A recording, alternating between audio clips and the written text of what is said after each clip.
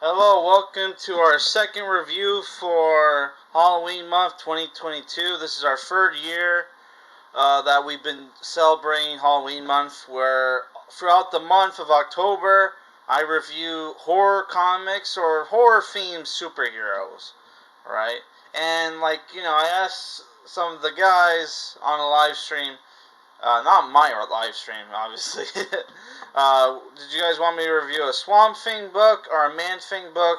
And you said Man Thing, so I picked up this graphic novel for like 21 bucks. This is R.L. Stine's Man Thing, Those Who Know Fear, right? Which is written by R.L. Stine from Goosebumps and Fear Street, with art by German Peralta, which this series I think came out in like 2016. This graphic novel came out in 2017, and it's 5 issues, right? And it's rated teen plus. It goes for like 16 Canadian, and this is a very thin book, if you couldn't tell. Thin book, and it's a thin book, and they added bonus horror stories. Like there's 5 of them, and they're all super short. All written by R.L. Stine with different artists, right? The stories are very much in the theme of Tales from the Crypt. So what the story for this book is that Man-Thing can think and talk now, which, I'm kind of a casual when it comes to Man-Thing, so at first I'm like, hey, does Man-Thing think? Or sorry, does Man-Thing talk? Well, he talks and he thinks in this book. Well, I'm sure Man-Thing thinks, but like usually he's like a silent protagonist, right? And there's a reason why Man-Thing can talk now and monologue in his head, and that's because he's a Hollywood actor now, right? This book is a horror comedy, basically, right? And he he develops, his in the swamp. He regains his memories and ability to talk, right? And he decides to go to Hollywood to be an actor, right? And he ends up getting fired because test audiences think he's too creepy. Keep in mind, Man-Thing did have a movie that came out in, I think, around 2007. It was a straight-to-DVD crappy movie shot in, like, Australia, New Zealand, wherever they shoot Power Rangers now. Because like, a lot of extras from Power Rangers and like Spartacus was on that TV show. So he gets fired from Hollywood. He has to walk all the way back to Florida, and you have this reimagining of his origin story, which I have a brief idea of what his origin story is because I reviewed a book called Dead of Night featuring Man-Thing, which was a Marvel Max Man-Thing book where they did an M-rated retelling of his origin story. And in this origin story, he's making basically like a super soldier serum for the U.S. military. And his girlfriend, just like in the other book, sells him out. But this time it's not to AIM, it's just to thugs, right? And there's a car chase, and he crashes into the swamp and tries to uses the serum on himself, and he turns into Man-Thing. Very similar origin story to Swamp Thing, which I'm sure Man-Thing isn't a rip-off of Swamp Thing or anything. Right? Oh my god. So yeah, after that origin story, he gets attacked by basically an an alternate version of himself, right? Who's still beast style, and he gets teleported to the swamps of Florida, right? And he realized there's something weird going on. There's bats, there's vultures, there's giant pythons. This chick he used to know named Lillian. Also, there's a giant gator. Is at the swamp, right? And like he realized there's something wrong with the nexus of all realities, which Man-Thing helps guards, right? So he goes to see the old father, right? And he's missing, right? And he has to go looking for him. Which, by the way, one of Man-Thing's powers is if you fear, right, and he touches you, he can incinerate you with his touch. He's able to incinerate this zombie, but when he saves the girl who he picks up, and carries, she's afraid, but she doesn't burn. So it's very selective, right? Yeah, so you have this weird crap going on. This chick from an alternate dimension with magical powers kidnapped the old father.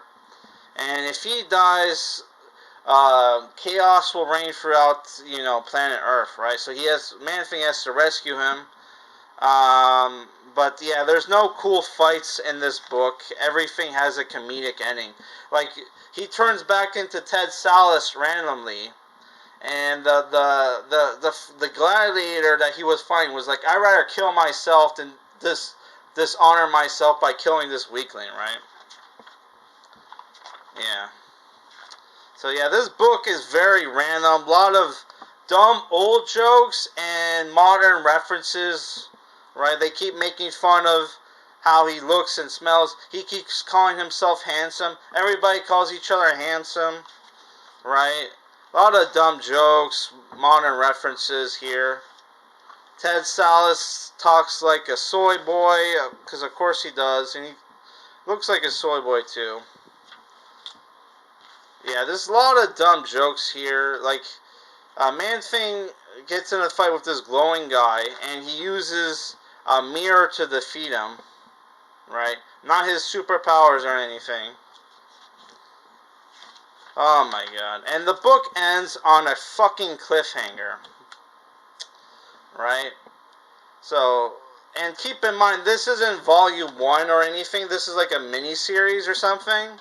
So it's like, if this book was like a volume 1 of something, I would have been like, okay, it ending on a cliffhanger makes sense, it's fine. I'll pick up volume 2 if I ever see it, right? It ends on a fucking cliffhanger where he's stranded on an alternate dimension where everybody looks like him, but they still think he's ugly, right? Which would have made a lot more sense if they just made fun of him for being naked. Which, compared to everybody else, he is naked, right? And then you have a bunch of short horror stories, right? And I thought this one of them I thought was very political, right? Like the one with the neighborhood watch, I thought this one was very political, anti-right-wing, right? Because of course it is. So what do I think about this book? The book starts off very cringe. It's written like it's for little kids, but then it has a teen plus rating, and then you have the horror books at the end, the horror stories at the end, which make it not very kid-friendly. So it's like, what the fuck is this book? Who's this book for? Because it's written like it's for little kids, but then it has, like, graphic violence, kind of. So, I have no idea. Like, I think this book is for, like, R.L. Stine fans. And if you're not a fan of children's horror, right?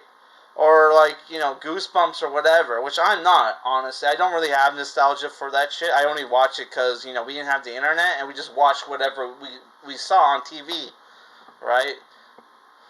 So, yeah, I did not like this book at all. I thought the art was okay, but the jokes were cringe. And the book starts off very cringe, but then he goes on this adventure, which I thought, oh, thank God, the book is starting to get better. The book got a little bit better, right? Because it's not in Hollywood anymore. But then it's like he gets into these series of fights where, okay, there's not really a lot of action, Like, the most action is, like, he kills, like, a bunch of snakes, giant pythons with a sword.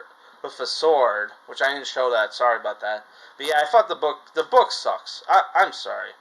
I bet, like, if 4 out of 10. I regret getting this book, but it's like the only other Man Thing books they had were the Steve Gerber Man Thing omnibuses, which are like $50 each.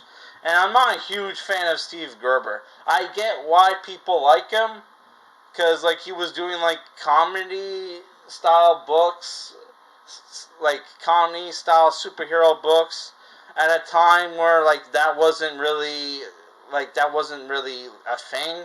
So he kind of started that, but yeah, this book sucked. R.L. Stine, maybe you should write I Cower the Duck or something, not fucking Man Thing. Which I don't know if Man Thing was a comedic book, but because Steve Gerber is a comedic writer from what I've read of his stuff. But yeah, I don't fucking know, man. This book was not good. Definitely not worth the $21 I paid for it. And I don't know if I think I'll try the Man, like, if some guy gave me shit because I didn't like the Dead of Night Man Thing book, and he's like, dude, you should just read the omnibus, right? And at the time, I'm like, buddy, like, if I'm interested in a character, I don't go and spend, like, a lot of money on an omnibus that I don't know, like, if I'm gonna like or not. You know, you start off with, you know, $20 graphic novels first, and then you go read that shit if you like the character. I've read, like, I think, like, you know, this is like my third Man Thing graphic novel I reviewed, and I don't know if I like the Man Thing, honestly, but like, I think I'm gonna give Man Thing one more try, and that's the Man Thing. I'll try to read the Man Thing omnibus by Steve Gerber. And if that sucks, I'm fucking done with Man Thing. We're only going to review Swamp Thing. Because the Swamp Thing books I've read, which I've only read 2 Swamp Thing books, both of them I liked. Right? So, yeah. Not fuck Man Thing yet, but fuck Man Thing soon, maybe. So, 4 out of 10. I don't know when my next review is going to be. Hopefully on Friday or Thursday. But yeah, tomorrow I'm going to have a horror movie review. We're going to review Lars von Trier's Antichrist. Woo! So look